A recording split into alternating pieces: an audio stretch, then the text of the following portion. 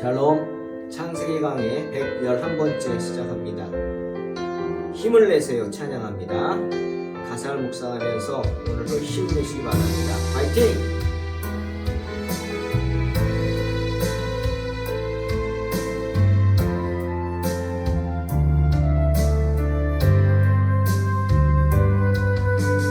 왜 나만 겪는 고난이냐고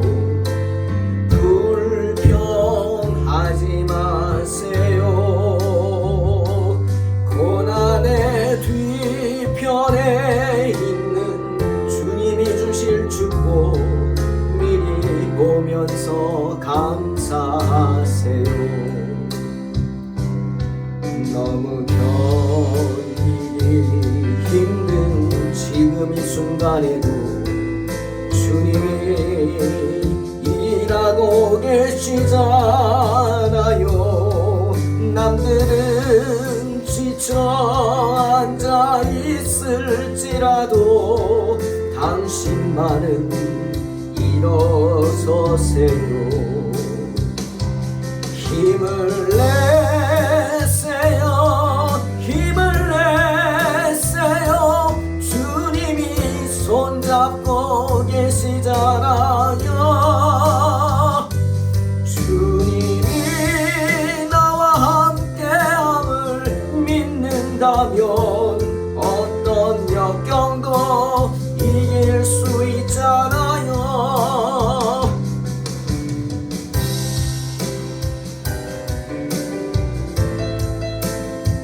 오늘도 주님 우리를 위하여 일하실 줄로 믿습니다.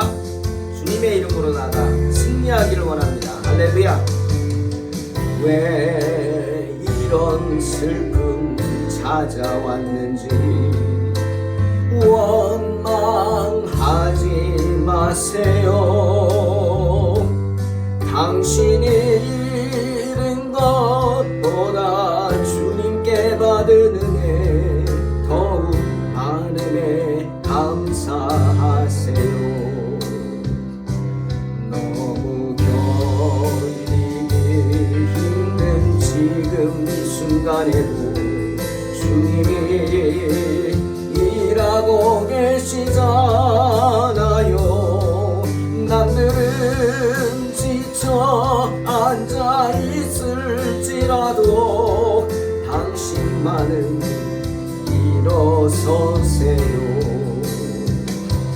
힘을 내세요. 힘을 내세요. 주님이 손잡고 계시잖아요. 주님이 나와 함께함을 믿는다면 어떤 고난도 이길 수 있잖아요. 힘을 내세요. 힘을 내세요. 주님이 손잡고 계시잖아요. 주님이 나와 함께함을 믿는다면 어떤 역경도 이길 수 있잖아요.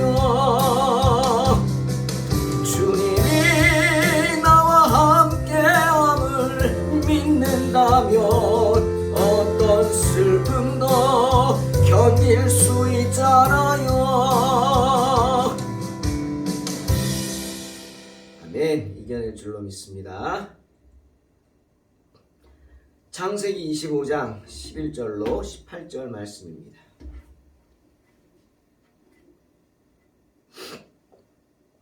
아브라함이 죽은 후에 하나님이 그의 아들 이삭에게 복을 주셨고 이삭은 부엘라 헤로이 근처에 거주하였더라.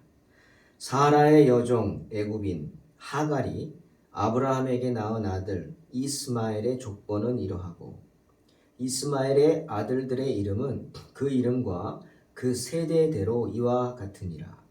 이스마엘의 장자는 느바요시요 그 다음은 게달과 앗부엘과 밑삼과 미스마와 두마와 마사와 하닷과 데마와 여둘과 나비스와 게드마니 이들은 이스마엘의 아들들이요 그 촌과 부락대로 된 이름이며 그 족속대로는 12 지도자들이었더라. 이스마엘은 향년이 137세에 기운이 다하여 죽어 자기 백성에게로 돌아갔고 그 자손들은 하윌라에서부터 아스두르로 통하는 애국과 앞 술까지 이르러 그 모든 형제의 맞은편에 거주하였더라. 아멘. 창세기는 모세가 지었다고 알려져 있습니다. 창세기만이 아니죠. 성경 구약 앞부분에 5개, 창세기, 출애굽기, 레위기, 민수기, 신명기까지를 모세가 지었다고 합니다. 그래서 모세오경이라고 부르고 있습니다. 자, 성경을 지은 모세. 이 모세가 성경을 기록한 관점이 무엇이었을까? 오늘 우리는 먼저 생각해야 오늘 본문을 살펴볼 수 있습니다. 여러분, 우리나라 역사도 삼국사기라는 게 있고 삼국유사라는 게 있습니다. 삼국사기, 유사 둘 다 고려시대 때 삼국시대를 기록한 역사서입니다. 그런데 관점이 다르죠. 보는 관점이 다르단 말입니다. 왜? 이 삼국사기나 삼국유사를 쓴 사람이 다르기 때문입니다. 사람만 다른 게 아니라 생각이 다르고 삶이 다르고 가치관이 다르죠. 특별히 삼국사기는 유교학자였던 김부식이 기록했죠. 하지만 삼국유사는 누가 썼죠? 중이련이 썼습니다. 확실히 다르겠죠. 관점이 다릅니다. 무엇을 보느냐가 다른 것입니다. 그런데 성경도 마찬가지입니다. 성경에도 이스라엘의 역사서가 둘이 나옵니다. 구약에 열왕기하고 역대기입니다. 근데 이 둘도 마찬가지입니다. 열왕기는 이스라엘이란 나라와 또 갈라진 나라죠. 유다, 남유다 둘이 갈라졌죠. 이 두 왕국 중심의 역사를 기록하는데 왕 중심이 아니라 예언자의 관점에서 예언자들이 바라본 두 나라를 기록합니다. 그러니까 주로 하나님의 심판이 기록되어 있죠. 잘못된 것들.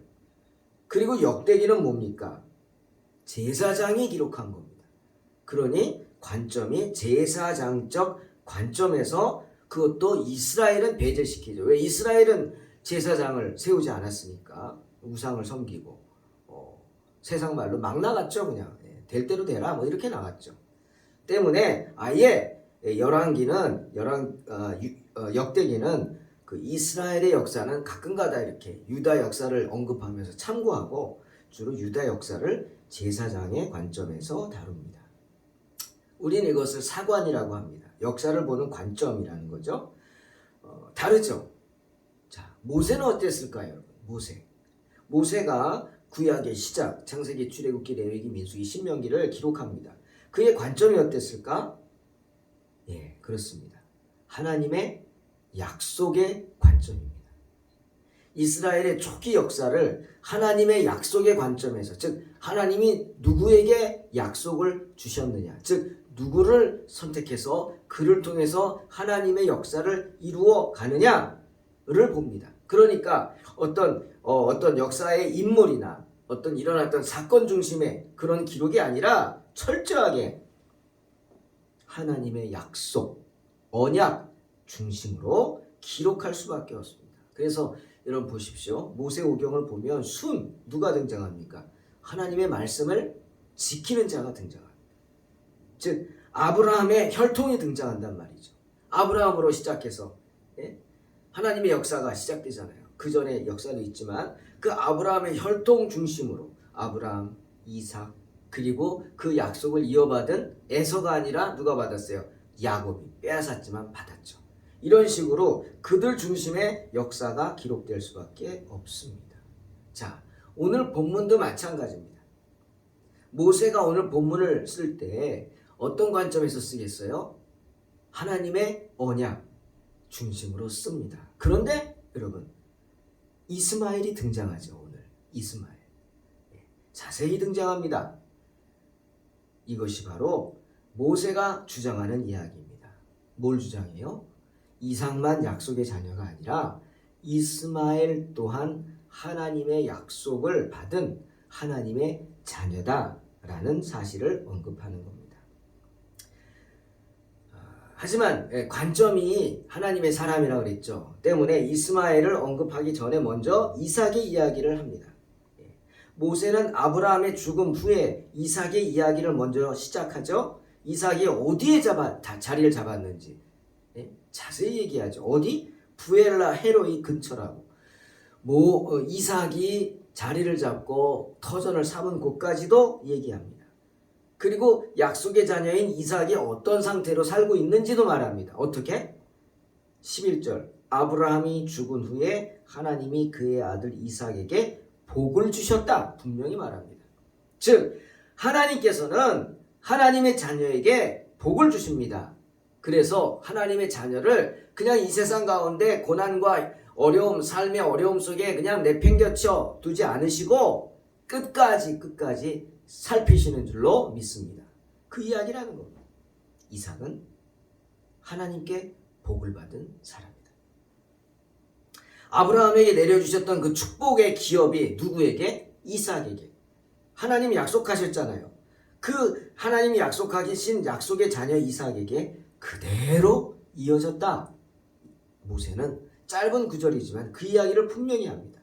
아브라함이 죽은 후에 하나님이 그의 아들에게 복을 주셨다. 여러분, 하나님의 약속은 하나님이 약속하신 대로 아브라함의 아들 이삭에게 이어졌습니다. 우리는 알아야 합니다. 모세가 그래서 말하죠. 민수기 23장 19절에 뭐라 그랬어요? 하나님은 인생이 아니시니 시건치 않으시고 인자가 아니시니 후회가 없으시도다. 어찌 그 말씀하신 바를 행하지 않으시며 하신 말씀을 실행하지 않으시랴. 하나님은 거짓말하지 않으신다는 것입니다.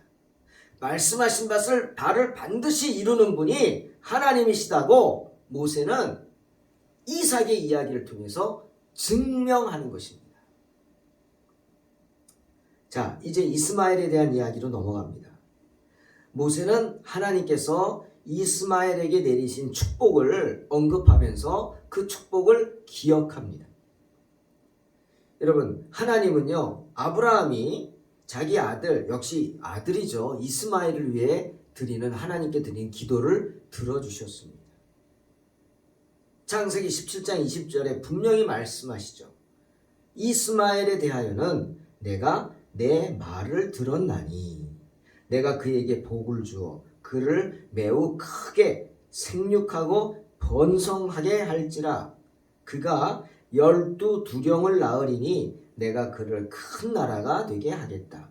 분명히 말씀하시면서 축복하셨습니다. 여러분, 이건 축복입니다. 생육하고 번성하라. 땅에 충만하라.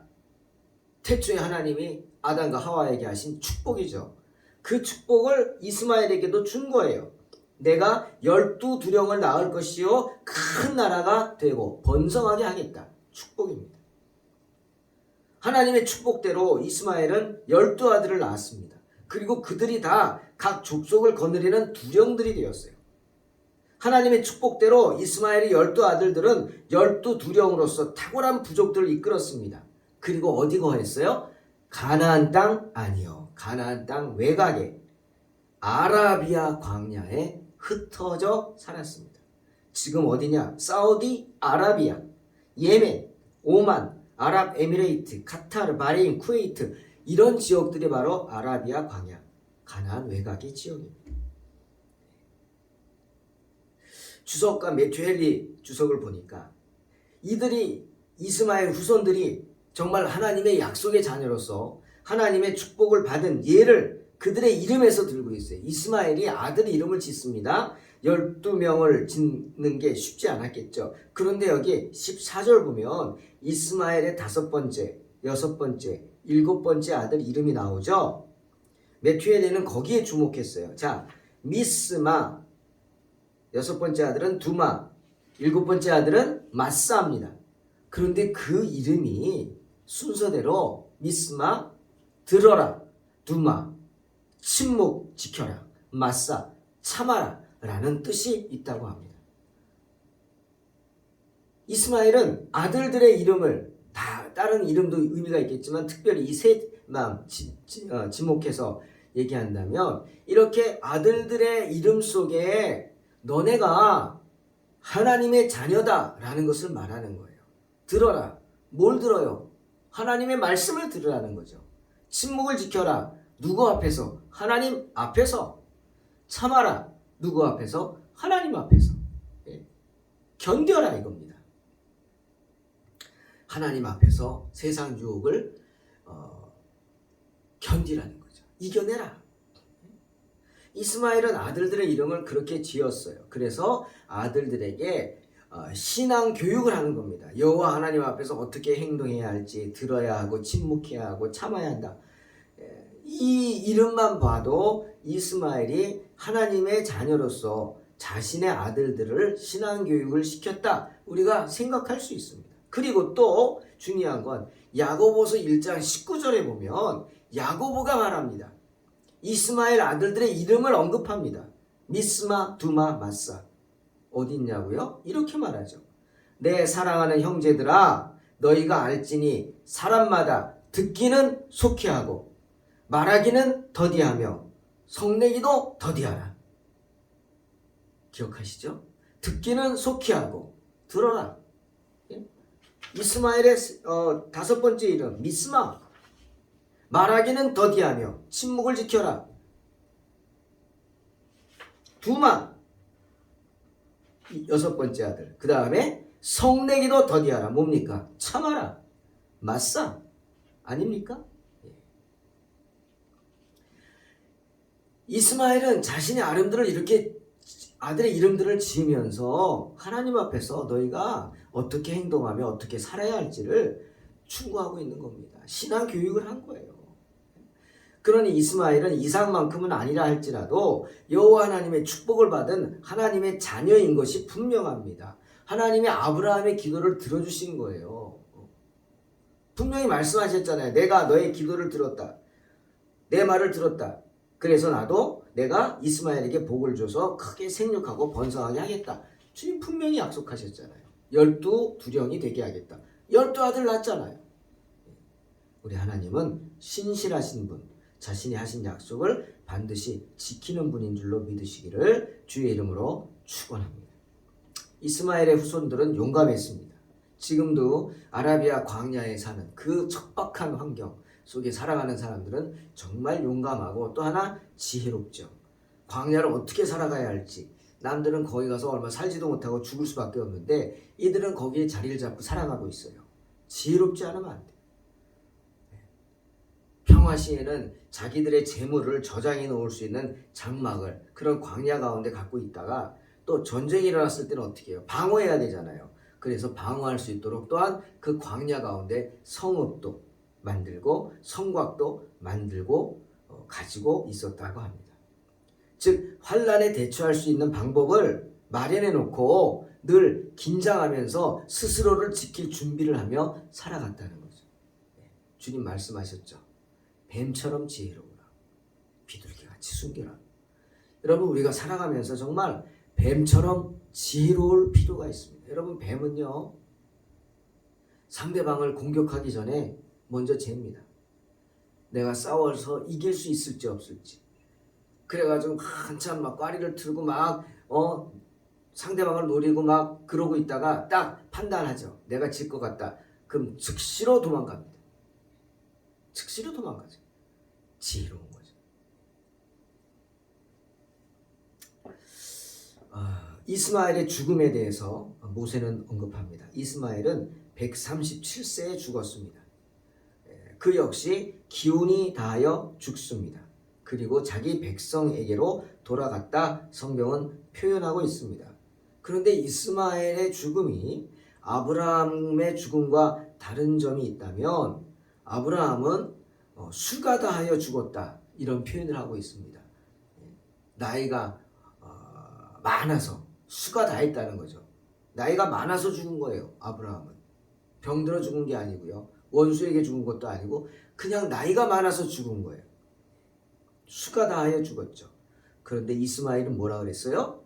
수가 다한 게 아니라 기운이 다하여 죽었다고 말하고 있습니다. 여러분 이게 무슨 차이일까요? 기운이 다하여 죽었다. 아브라함은 175세라는 수를 누렸습니다. 그 당시 수명이 120세 정도였다고 하니까 그에 훨씬 넘치는 숫자죠. 거기다가 아브라함 여러분 140세에 정말 그 많은 나이에 재혼을 했죠. 재혼해서 그냥 사는 게 아니라 그두라랑 재혼해가지고 그 사이에서 아들을 낳습니다. 그것도 6명이나 낳죠. 대단하죠? 정정했다는 겁니다. 즉 보통 사람들에게서는 찾아볼 수 없는 하나님의 축복이죠. 아브라함은 그렇게 수를 다하고 죽었어요. 그런데 이스마엘은 137세에 기운이 다하여 죽었다.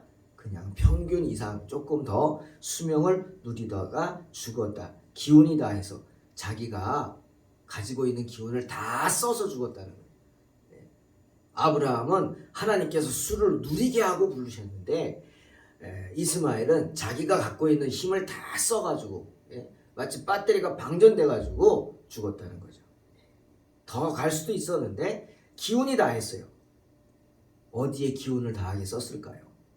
저는 잘 모르겠습니다. 하지만 분명한 것은 하나님이 기뻐하지 않는 것일 수도 있다는 거죠. 우리도 살면서 기운이 빠지고 기운이 다한다 싶을 때 생각해 보십시오. 내가 이 기운을 어디에 썼는가?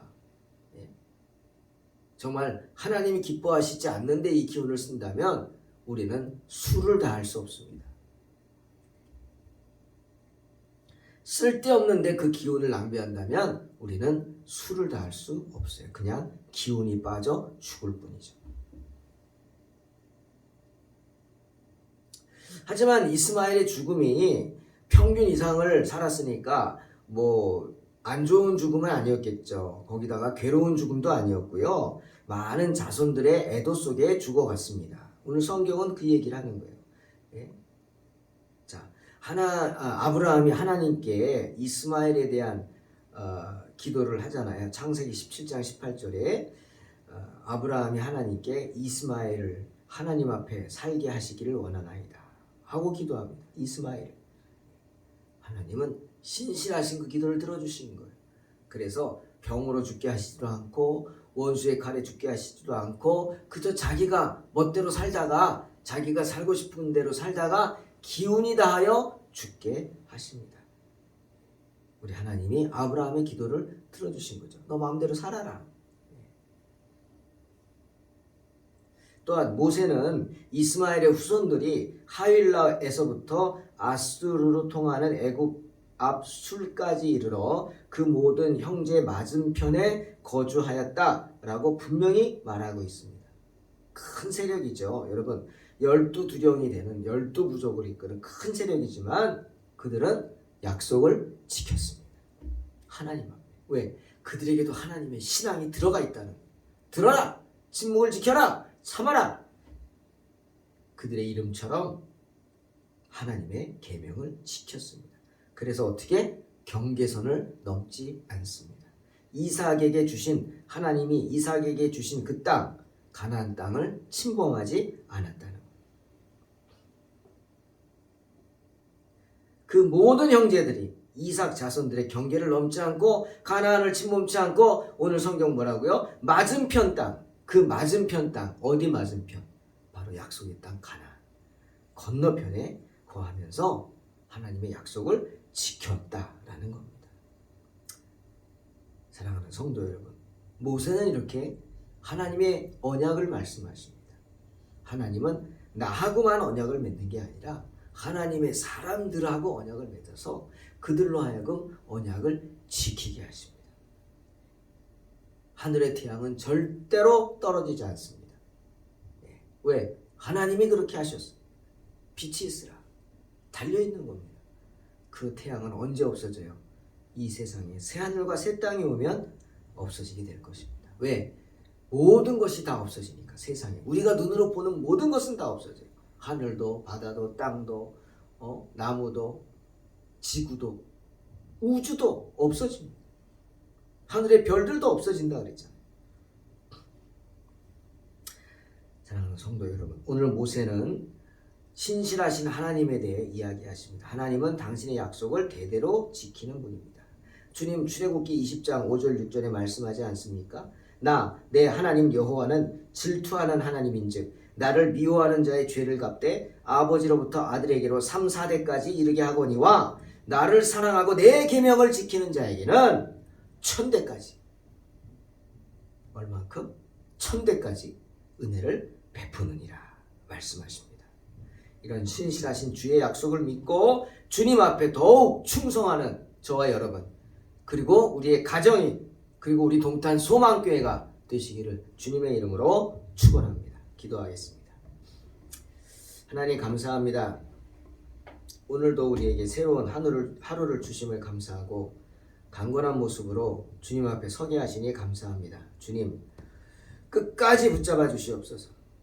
주님 앞에 서서 주님께 잘했다 칭찬 듣는 그때까지 끝까지 주의 이름으로 승리하는 삶을 살게 하여 주시옵소서. 예수님의 이름으로 기도하옵나이다. 아멘. 믿음으로 승리하시기 바랍니다.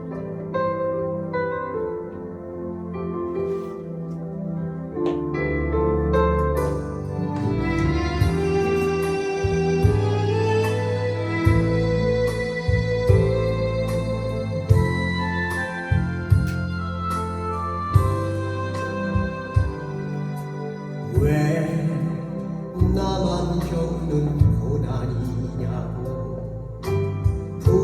불평하지 마세요. 고난의 뒤편에 있는 주님이 주실 축복 미리 보면서 감사하세요. 너무 견디기 힘든 지금 이 순간에 주님이 일하고 계시잖아요. 남들은 지쳐 앉아 있을지라도 당신만은 일어서세요. 힘을 내세요. 힘을 내세요. 주님이 손잡고 계시잖아요. 주님이 나와 함께함을 믿는다면 어떤 역경도 이길 수 있잖아요.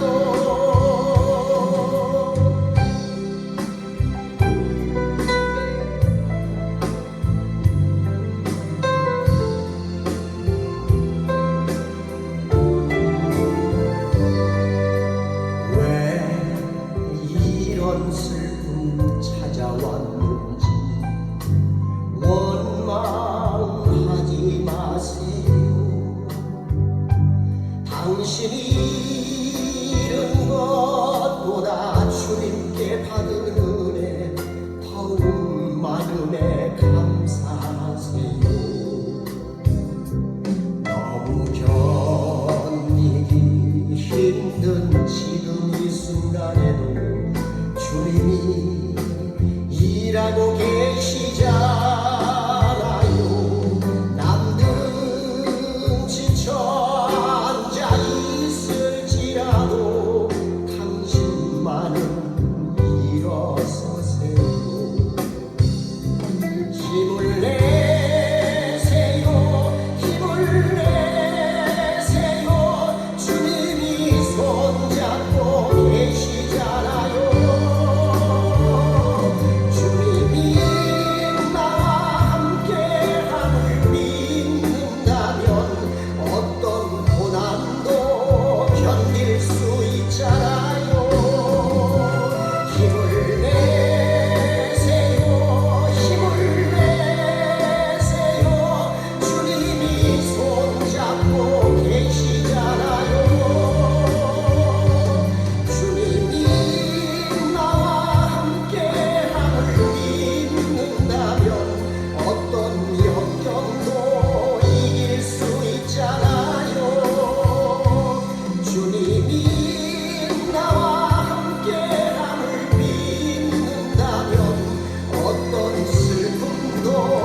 참을 수